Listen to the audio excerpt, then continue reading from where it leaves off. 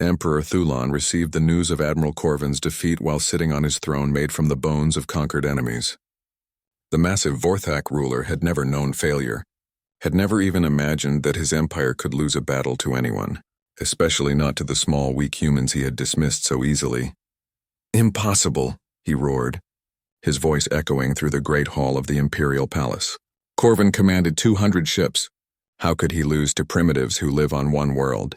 War Commander Nexus, who had survived the battle and been returned to Vorthak space as part of the prisoner exchange, stood before his emperor with his head bowed in shame. The proud military officer looked older now, his confidence shattered by his encounter with human tactics. "Your Majesty, the humans fight unlike any species we have ever encountered. They do not follow the rules of civilized warfare. They use deception, chaos, and their own weakness as weapons against us." Emperor Thulon's rage grew with every word. "You make excuses for your failure. The Vorthak Empire has ruled the galaxy for 1,000 years. We will not be stopped by creatures who learned to fly between stars only 50 years ago." But across Vorthak space, doubt was spreading like a plague. News of the defeated Earth reached every corner of the Empire within days. Subject species who had lived under Vorthak rule for generations began to whisper that perhaps their masters were not as invincible as they claimed. Some planets even began to rebel, inspired by humanity's impossible victory. On Earth, President Kim stood in the Global Command Center, reading reports from human intelligence agents throughout the galaxy. The victory against Admiral Corvin's fleet had changed everything.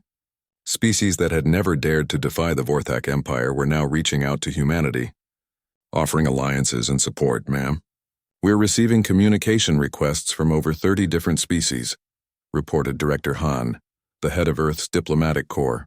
"They all want to know how we defeated the Vorthak, and whether we can help them gain their freedom." President Kim studied the star maps showing Vorthak territory. The empire was vast, controlling hundreds of star systems and thousands of worlds. But for the first time in centuries, cracks were appearing in their control. Fleet Admiral O, who had taken command of humanity's expanding space fleet, approached the president with new intelligence reports.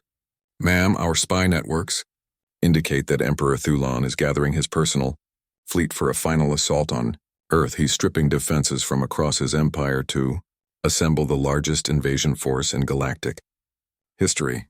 "How many ships?" President Kim asked quietly.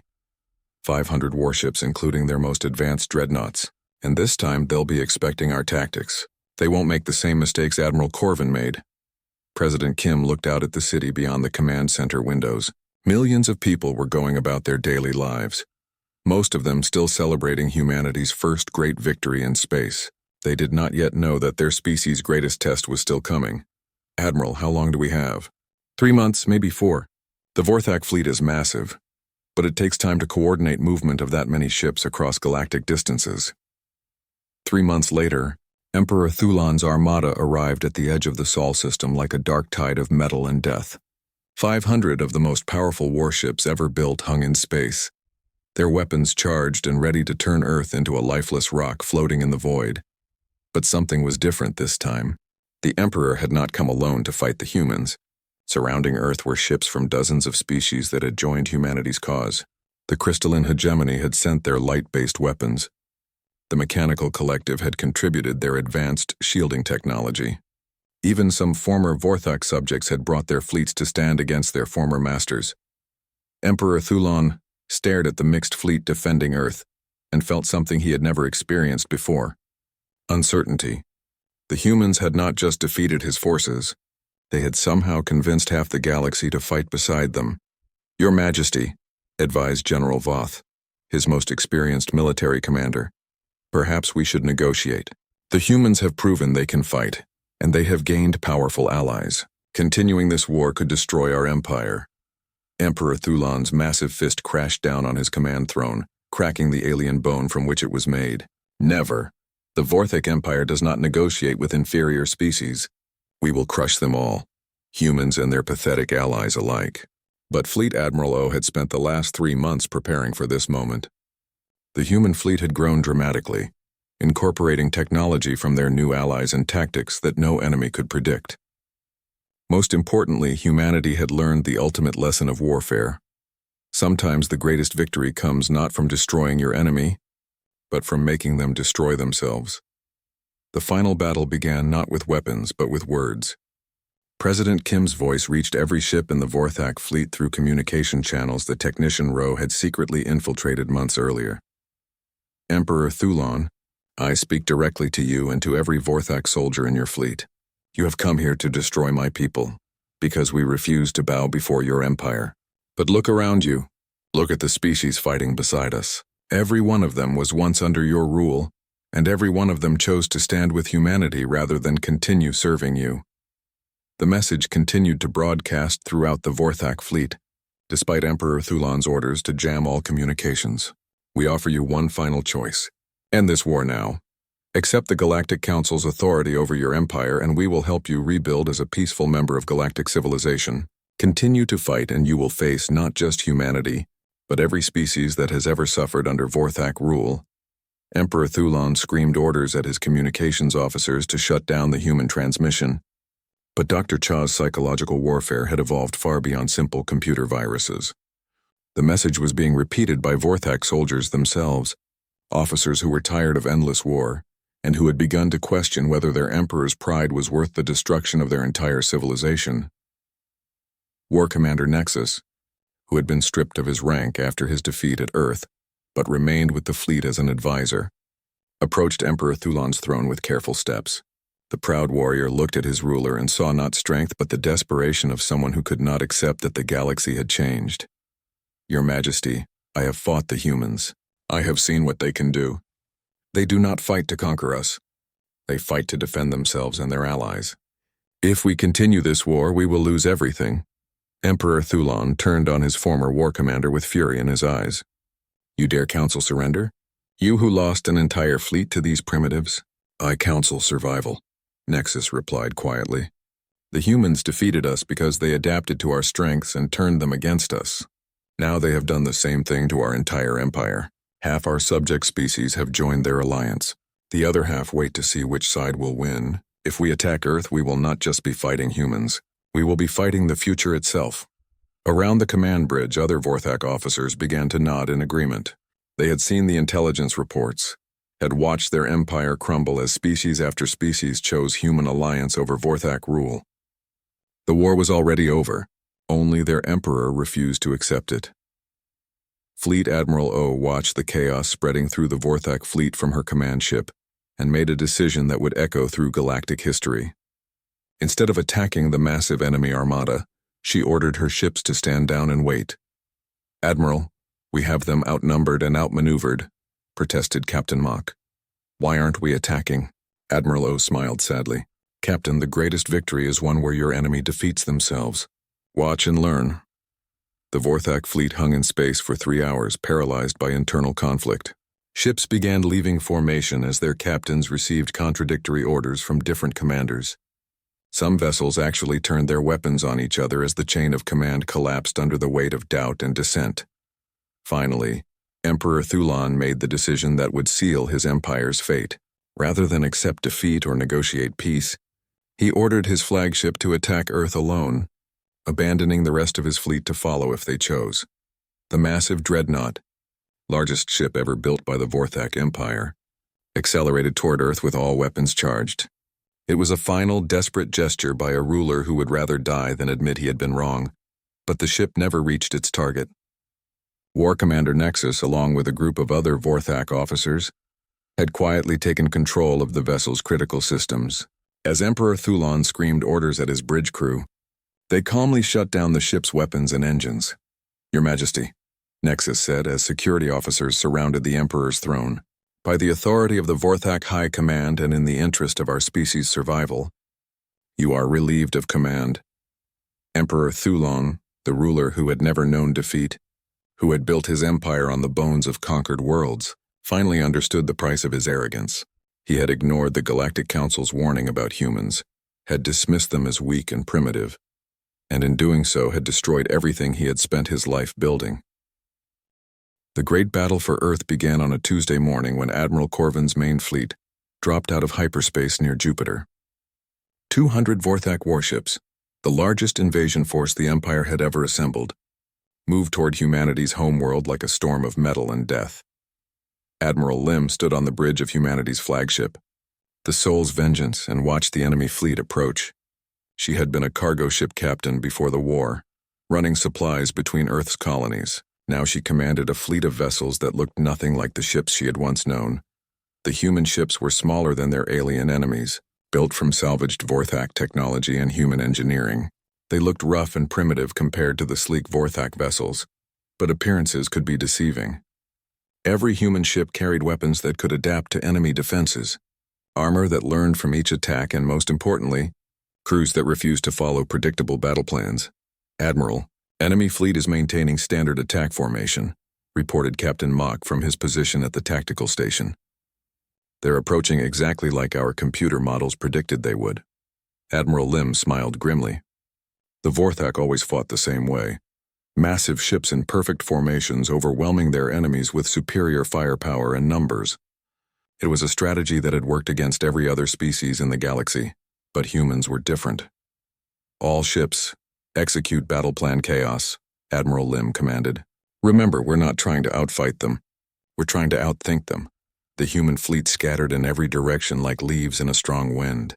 Some ships dove toward Jupiter's moons, others climbed above the orbital plane, and a few actually accelerated directly toward the Vorthak formation. To any military observer, it looked like complete panic. Admiral Corvin watched the human response with satisfaction. "They're running in terror, just as I predicted. All ships pursue and destroy. Leave no human vessel intact."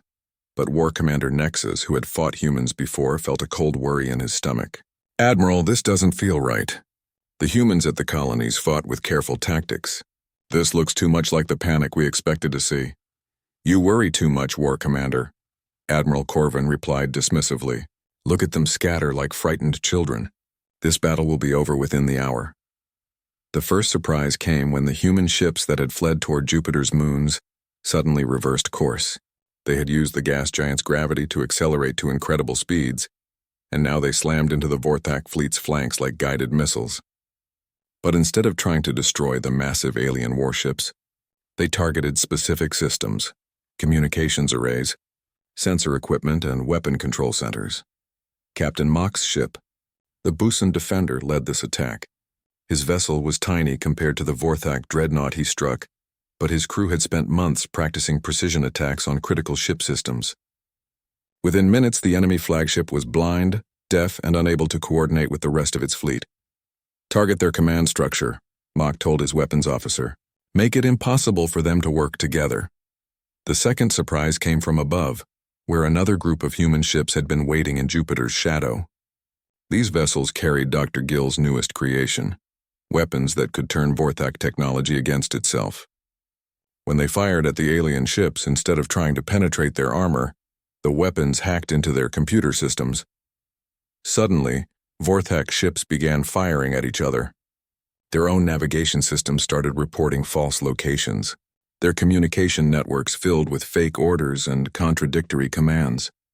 The perfect Vorthak formation dissolved into chaos as ships tried to figure out which orders were real and which were not.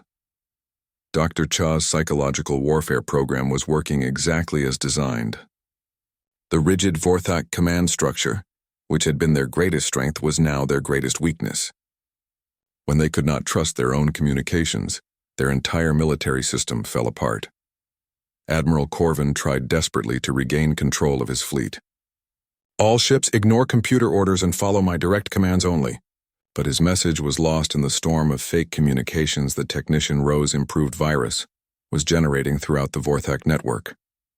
War Commander Nexus watched his own ship's systems turn against him and finally understood what the humans were doing. They were not trying to match Vorthak's strength with strength. Instead, they were using the aliens' own power against them, like a martial artist who defeats a stronger opponent by redirecting their attacks. "Admiral, we must retreat and regroup," Nexus urgently advised. "The humans are using tactics we've never encountered before. Our ships are attacking each other because we can't tell the difference between real orders and fake ones." But Admiral Corvin's pride would not allow retreat. "Impossible! We are Vorthak. We do not run from inferior species." He grabbed the communication system and shouted orders to any ship that could still hear him. All vessels, ignore all electronic communications. Attack any human ship you can see with visual targeting only. This command might have worked against any other enemy. But the humans had one more surprise waiting. Commander Park's space commandos, who had been hiding in the wreckage of destroyed supply ships, suddenly activated and swarmed the Vorthak vessels like angry bees. The commandos did not try to destroy the massive alien warships. Instead, they attached small explosive charges to critical external systems, sensor arrays, communication antennas, and weapon mounts. When the charges exploded, they did not cripple the ships completely, but they made it impossible for the Vorthak crews to fight effectively. Park herself led a team that boarded Admiral Corvin's flagship through a damaged cargo bay. The Vorthak crew had never trained for fighting inside their own ships, and the humans moved through the corridors like shadows, disabling key systems from within. "Command, this is Park," she reported through her suit radio.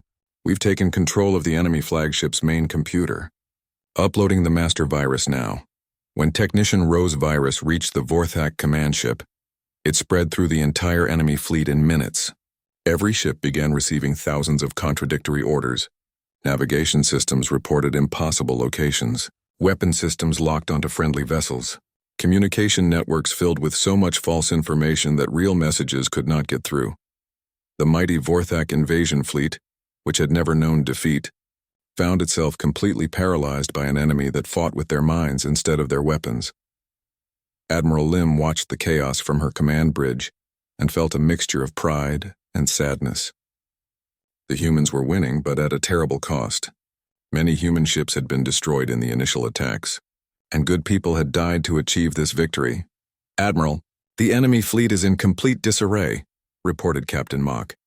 "Several Vorthak ships are requesting permission to surrender." Admiral Lim had never heard of an alien species surrendering to humans before. It was a moment that would change galactic history forever. Open a communication channel to the Vorthak flagship. Admiral Corvin's face appeared on the screen, his proud features now showing defeat and confusion. Behind him, his bridge crew worked desperately to regain control of their ship's systems. "Admiral Corvin," Lim said quietly, "I offer you the same terms your empire offered our colonies. Surrender now and we will treat your crews with honor. Continue to fight, and we will destroy every ship in your fleet." For the first time in his long military career, Admiral Corvin faced an enemy that had completely outmaneuvered him. The humans had turned every Vorthak strength into a weakness, every advantage into a liability. His mighty fleet was helpless, unable to fight effectively because they could not trust their own equipment. "How?" Corvin asked, his voice barely a whisper. "How did you defeat us so completely?" Admiral Lim's expression was serious but not unkind. "Admiral, your people made the same mistake that many species have made throughout history. You assumed that because we were smaller and newer, we must also be weaker. You prepared to fight the war you expected, not the war we brought to you." War Commander Nexus stepped forward beside his admiral. The proud Vorthak officer looked at the human commander with something approaching respect. "The Galactic Council warned us about your species. They said you adapt, that you learn from every defeat. We thought they were exaggerating." "They were not," Admiral Lim replied simply.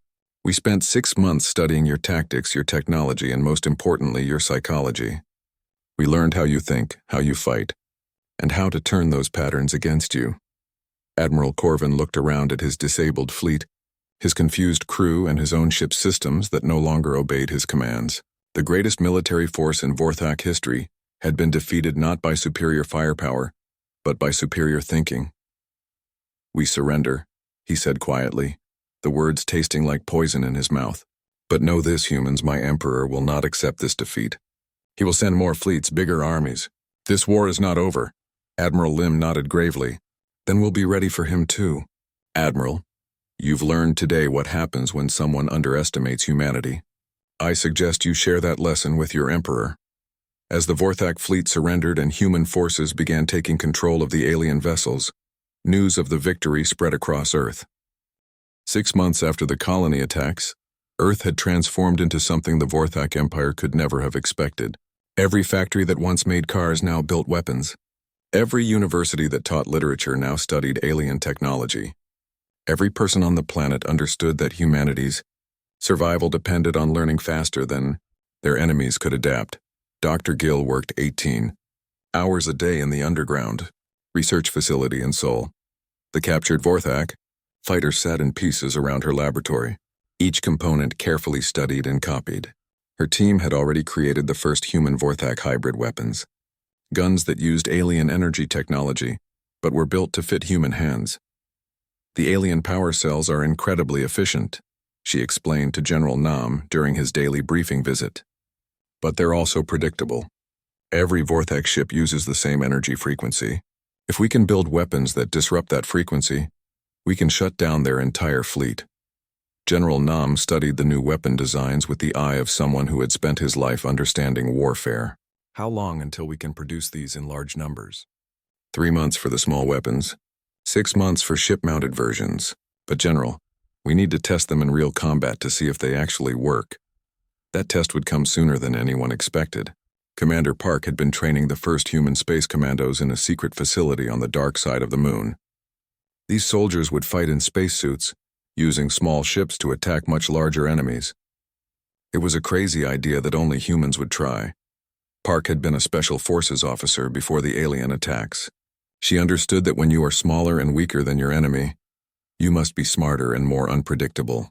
Her commandos learned to fight in zero gravity, to use explosives in space, and to disappear into asteroid fields where big ships could not follow. Remember, we're not trying to destroy their entire fleet, Park told her team as they prepared for their first mission. We're trying to make them afraid. When a Vorthak commander goes to sleep at night, I want him wondering if we're going to blow up his ship before morning. The target was a Vorthak supply convoy traveling between their forward bases.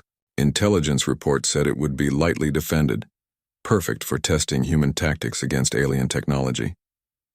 Park's team of 20 commandos would attack in small, fast ships that could barely be seen on enemy sensors. Meanwhile, Technician Rowe worked in a different kind of laboratory. Instead of building weapons, he was learning to fight with information. The captured Vorthak systems had revealed something interesting about the alien empire. They relied completely on central command structures. Every order came from the top, and lower-ranking soldiers never questioned what they were told. It's actually their greatest weakness, Rowe explained to Dr. Cha, Earth's leading expert on alien psychology. Their entire military depends on perfect communication. If we can disrupt that communication, their armies will fall apart. Dr. Cha had spent her career studying how different cultures think and fight. The Vorthak Empire fascinated her because it was so different from human societies. They've never had to deal with an enemy that thinks like humans do. We question authority, we improvise, we adapt. They do exactly what they're told, nothing more. Together, Rowe and Dr. Cha created something that would change the war. A computer virus designed not to destroy Vorthak systems, but to confuse them. The virus would change small details in military orders, create fake communications between commanders, and slowly spread doubt throughout the enemy fleet. The first test of human space tactics came when Commander Park's team attacked the Vorthak supply convoy. The alien ships were massive cargo vessels protected by a small escort of fighters. According to every military manual ever written, 20 tiny human ships should have been destroyed in minutes. Instead, the humans attacked like a swarm of angry insects. They came from 6 different directions at once, used the cargo ships themselves as cover from the fighters, and targeted specific systems instead of trying to destroy entire vessels. Within an hour, the convoy was disabled and drifting helplessly. "Command, this is Park," the commander reported back to Earth. "Mission successful. We've captured 3 intact supply ships and disabled the escorts. No human casualties. These alien weapons work exactly like Dr. Gill predicted." The news of the successful raid spread across Earth faster than any government could have controlled it. For the first time since the colony attacks, humans began to believe they could actually win this war. In bars and homes, people raised their drinks and toasted Commander Park's commandos. But the real victory was not the captured supplies. It was the psychological effect on the Vorthak Empire. For 1,000 years, no enemy had successfully attacked their supply lines. Convoys had traveled through space without escorts, because no one was crazy enough to attack the mighty Vorthak fleet. Admiral Corvin received the report of the convoy attack while planning his final assault on Earth. The news made no sense to him. How could tiny human ships defeat Vorthak vessels that were 10 times their size? Sir, the convoy commander reports that the humans attacked from multiple directions using tactics we've never seen before, reported Captain Dex, his voice uncertain. They didn't try to fight our ships directly. Instead, they disabled our engines and weapon systems with precise strikes. Admiral Corvin studied the battle recordings with growing frustration. Every time his ships tried to target the human vessels, they had already moved to a different position. The humans seemed to know exactly where to hit to cause maximum damage with minimum effort. "This is impossible," the Admiral muttered. "How can such primitive creatures fight this effectively?" The answer was spreading through Vorthak communication networks at that very moment. Technician Rose virus had infected the enemy's military systems 3 days ago, and now it was beginning to work. Small changes in orders, fake reports of human attacks, and altered supply schedules were creating chaos throughout the Empire's Eastern Fleet. War Commander Nexus found himself dealing with problems he had never faced before. 3 of his captains reported receiving contradictory orders from Fleet Command. 2 supply ships had been sent to the wrong star systems, and most disturbing of all, his own officers were beginning to question whether their intelligence about human capabilities was accurate. "Sir, perhaps we should request additional forces before attacking Earth," suggested Captain Moore, one of Nexus's most trusted officers. "The humans seem to be more dangerous than our initial reports indicated." Nexus felt anger rise in his chest. In his entire military career, no subordinate had ever questioned his tactical decisions. The idea that humans could be dangerous enough to require additional planning was an insult to Vorthak honor. "Captain Moore, you will not speak of retreat in my presence," Nexus growled. "We are Vorthak. We have conquered 1,000 worlds. We will not be stopped by a species that lives on a single planet." But doubt was already spreading through the Vorthak fleet like a disease. Reports of human raids came in daily now. Supply convoys were being attacked by ships that appeared from nowhere and disappeared just as quickly. Communication networks were becoming unreliable, with important messages arriving late or not at all. Back on Earth, General Nam watched the intelligence reports with satisfaction. The human military was learning to fight a new kind of war, one that used their strengths instead of trying to match Vorthak power directly. "The aliens still have the bigger guns," he told President Lee during their evening briefing. "But we're faster, more creative, and most importantly, we're fighting for our home. Every human on this planet understands what happens if we lose." President Lee looked at the tactical displays showing human forces throughout the solar system. Small ships hiding in asteroid belts, space commandos waiting to attack enemy supply lines, and weapons that could disrupt alien technology. It was not the kind of war anyone had planned for, but it was becoming a war that humans could win. "How long until they attack Earth directly?" the president asked. "Our intelligence suggests Admiral Corvin is preparing his main fleet now," General Nam replied. "He's probably waiting for reinforcements after losing so many supply convoys. But when he comes, he'll bring everything he has." "Then we'd better be ready," President Lee said quietly, "because this time, there's nowhere left to retreat." The transformation of humanity was nearly complete. A species that had lived in peace for decades was becoming something new. A race of warriors who could adapt to any threat, learn from any defeat, and never give up no matter how badly outnumbered they were. The Vorthak Empire was about to discover what the Galactic Council had tried to warn them about. Humans don't just fight to win, they fight to survive, and they'll change everything about themselves if that's what survival requires. The attack came without warning at dawn on New Sol Colony. Admiral Corvin's fleet dropped out of hyperspace like dark clouds blocking the sun. 50 massive Vorthak warships surrounded the small human settlement in minutes, their weapons charged with energy that made the air itself buzz with danger. Colonel Bin was drinking his morning coffee when the alarms started screaming. He ran to the command center, still in his sleeping clothes. Through the window, he could see the alien ships hanging in the sky like metal mountains. Each one was 10 times bigger than the largest human vessel ever built. "Sir, they're demanding our surrender," reported Lieutenant Cho, her voice shaking as she listened to the alien transmission. "They say we have 1 hour to give up or they'll destroy everything." Colonel Bin grabbed his weapon and uniform. "Send a message to all colonists, everyone to the emergency shelters. Tell them to take only what they can carry. And get me a line to the other colonies." The news was bad. Harmony Station and New Busan were also under attack. 3 colonies, 3 massive fleets, all striking at the same moment. The Vorthak had planned this carefully. Engineer Wu was working in the mining tunnels when the attack began. The underground passages shook as the first Vorthak bombs hit the surface. Dust fell from the ceiling and the lights flickered. But Wu had an idea that might help humanity, even if the colony was doomed. "Listen to me," he told the miners around him. "The aliens will send landing ships to take prisoners. When they do, I need volunteers to help me capture one of their small fighters. If we can get alien technology back to Earth, maybe our people can learn how to fight them." Above ground, the Vorthak landing ships came down like falling stars. They were smaller than the big warships, but still huge compared to human vehicles. Soldiers in heavy armor poured out, expecting to find humans hiding in fear. Instead, they found Colonel Bin and his defense force waiting with everything they had. The human soldiers used the buildings and streets as cover, hitting the aliens and then moving before they could shoot back. It was not the kind of fighting the Vorthak were used to. "These humans are not surrendering," War Commander Vex reported to Admiral Corvin. "They fight like wild animals, hiding and striking from shadows. Our soldiers are taking more losses than expected." Admiral Corvin was not worried. "Let them play their games. We have enough soldiers to drown them in blood. Keep attacking until they are all dead." But the humans had other plans. Engineer Wu and his volunteer team waited in the mining tunnels until a damaged Vorthak fighter crashed near their position.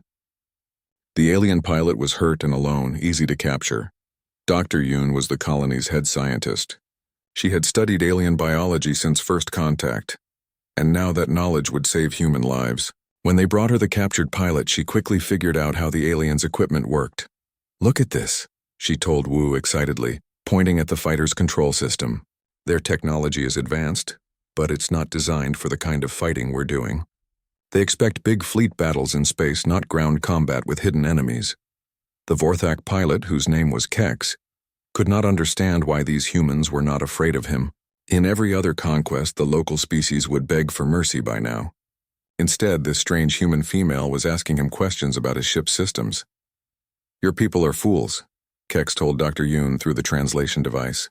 "Admiral Corvin has destroyed 1,000 worlds. Your small weapons cannot hurt our ships. Why do you not surrender?" Dr. Yoon smiled as she finished copying data from the fighter's computer. "Because we're human. We don't give up even when smart people say we should." The battle for New Sol Colony lasted 3 days.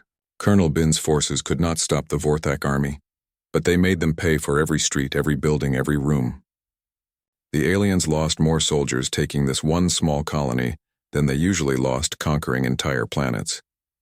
On the final day, Colonel Bin gathered his remaining soldiers in the command center. They were almost out of ammunition and food. The Vorthak had surrounded the building and were preparing for their final attack. "We can't win," Colonel Bin told his people honestly, "but we've already done something important.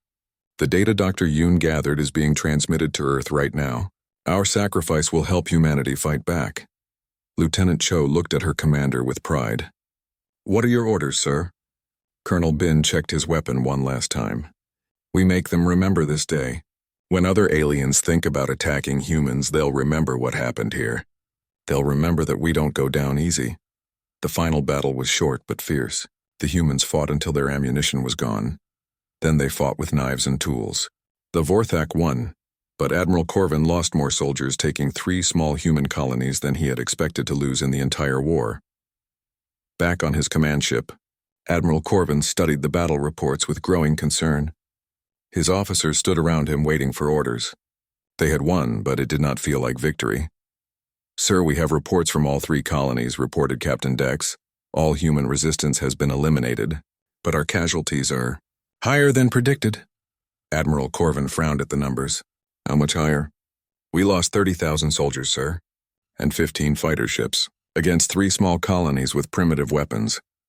War Commander Vex spoke up from his position at the tactical display. "Admiral, there is something else. The humans were transmitting data during the entire battle. They sent everything they learned about our ships and weapons back to their homeworld." Admiral Corvin felt a cold fear in his stomach. In all his years of conquest, no species had ever gathered intelligence during their own destruction. Most enemies spent their final hours begging for mercy or trying to escape. These humans had used their last moments to help their species fight back. On Earth, President Lee stood in the Global Command Center, reading the final messages from the 3 colonies. The room was silent except for the quiet humming of computers processing Dr. Yoon's data about Vorthak technology. General Nam, Earth's top military strategist, looked up from his analysis. "Mr. President, the colonists bought us something valuable. This alien technology data shows us their weaknesses. They're not as invincible as they want us to believe." Dr. Gill, the head of Earth's weapons research program, nodded in agreement. "Their ships are powerful, but they're designed for a specific kind of war. If we can change the rules of how we fight them, we might have a chance." President Lee walked to the window overlooking the city. Millions of people were going about their normal lives, not yet knowing that humanity was now at war with the most powerful empire in the galaxy. "Send word to every nation, every military base, every research facility on Earth," he said quietly. "We're going to show these aliens what happens when you attack human beings. They think we're weak because we're small. They're about to learn that size isn't everything." The data from the 3 destroyed colonies spread across Earth's networks like wildfire. Scientists, engineers, and soldiers worked together to understand the alien technology. For the first time in human history, every nation on Earth had the same goal: survival. The Vorthak had expected a quick, easy conquest. Instead, they had awakened something they did not understand. Humanity's greatest war was just beginning. The Great Hall of the Galactic Council stretched for miles in every direction. Ancient beings from across the galaxy sat in floating chairs that moved through the air like gentle clouds. Ambassador Quan walked slowly down the center path, his black suit simple compared to the colorful robes and strange armor worn by the other species around him. Quan had practiced this moment many times. He was the first human to stand before the Galactic Council, representing all of Earth. His hand stayed steady as he reached the speaking platform. The translator device on his collar would let every being in the hall understand his words. "Honored council members," Quan began, his voice calm and clear, "I come before you today to request membership for the human race of planet Earth." A low murmur filled the hall. Some of the alien beings leaned forward to get a better look at this newcomer. Humans were young compared to most galactic species. They had only discovered faster-than-light travel 50 years ago. At the back of the hall, a group of tall, dark-skinned aliens watched with cold eyes. Their leader, War Commander Nexus of the Vorthak Empire, whispered to his aide, "Look how small they are. Their skin looks so soft. How did such weak creatures even reach the stars?" The council elder, a being so old that no one remembered what species he came from, raised one of his 6 arms for silence. His voice sounded like wind through ancient trees. "We welcome the humans to our council, but we must speak of important matters." Elder Mistral floated forward. Her body looked like living crystal, and light danced inside her whenever she spoke. "Young humans, you enter a dangerous galaxy. There are those who would see your worlds burn and your people enslaved." War Commander Nexus stood up from his seat. His voice boomed across the hall. "The Vorthak Empire has brought order to 1,000 star systems. We have defeated every enemy who stood against us. Why should we fear these humans?" General Hana stepped forward beside Quan.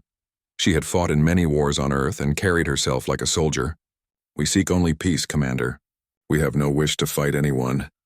Nexus laughed, a sound like grinding metal. "Peace? Every weak species says the same thing before we crush them. Your ships are small. Your weapons are simple. Your people live on only one world. What could you possibly do against the might of our empire?"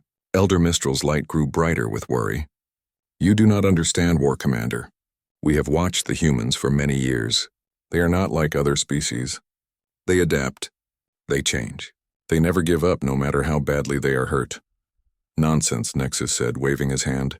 "I have conquered 100 worlds. I know weakness when I see it. These humans are no different from the others." The ancient council elder spoke again, his words heavy with warning. "The humans survived an ice age that would have killed most species.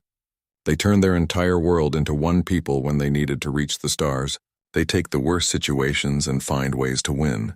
Those who underestimate them do so at their own risk." Nexus turned to face his emperor, who sat on a throne made from the bones of defeated enemies. Emperor Thulon was massive even for a Vorthak, with scars covering his arms from 1,000 battles. His voice was quiet, but everyone in the hall could hear him. "My war commander speaks the truth. We have never lost a war. These humans look weak and afraid. Their ambassador speaks of peace because he knows his people cannot fight us." Quan felt anger rise in his chest, but he kept his voice level. Your Majesty, we truly want peace, but we will defend ourselves if attacked. I ask you to remember the Council's words. Emperor Thulon stood up from his throne. Even the other alien species moved back when he did this. I have heard enough.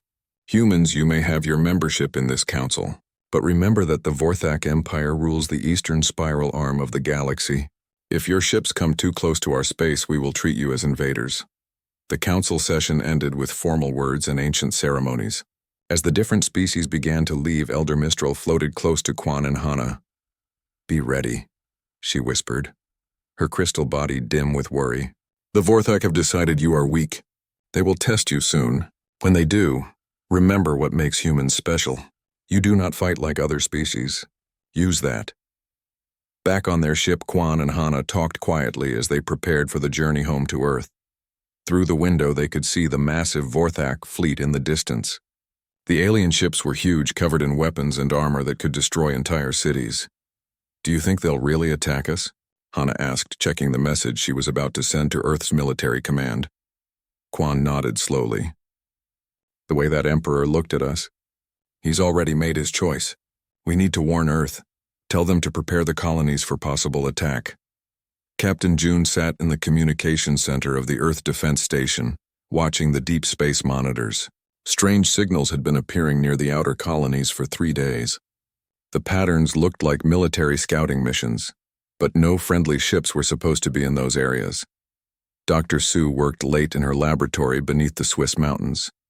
The alien technology samples from First Contact sat on her table, partly taken apart. She was trying to understand how they worked, but progress was slow. Human science was still far behind most galactic species. The warning message from Ambassador Quan reached Earth 2 days later. President Lee called an emergency meeting of all world leaders. In the secure conference room beneath the United Nations building, representatives from every nation gathered around a massive table. The Vorthak Empire has the biggest military in the galaxy. General Hana's voice came through the speakers. They've conquered hundreds of worlds. If they decide to attack us, we're in serious trouble. President Lee looked around the table at the worried faces of his fellow leaders. Then we prepare. Every nation, every resource, every person. If these aliens want to fight, they'll learn what humans are really capable of. Outside Earth's atmosphere, automated defense satellites began moving into new positions. In military bases around the world, soldiers started training with the few alien weapons Earth had managed to copy. In research labs, scientists worked day and night to understand technologies that were far beyond anything humans had ever seen. The Galactic Council's warning echoed across space, but the Vorthak Empire had made their decision. War was coming, and humanity's greatest test was about to begin.